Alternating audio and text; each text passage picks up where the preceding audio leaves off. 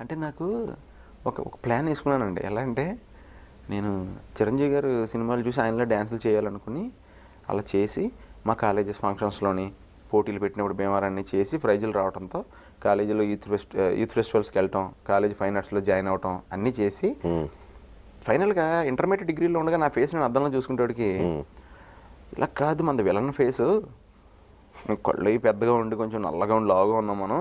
So villain face కాబట్టి ఇలా కాదని మోహన్ బాబు గారు అంటే చాలా ఇష్టం అండి. దేవతలో విలనిజం కానీ ఇవన్నీ విలన్గా చాలా ఇష్టం. ఆయనలా కామెడీ చేసే విలన్ అవుదాం. ఆయన దాసనారాయణరావు గారి దగ్గర అసిస్టెంట్ డైరెక్టర్గా చేశారంట. సో అందుకే ఆయన స్కిల్స్ ఆయన తెలిసినాయి.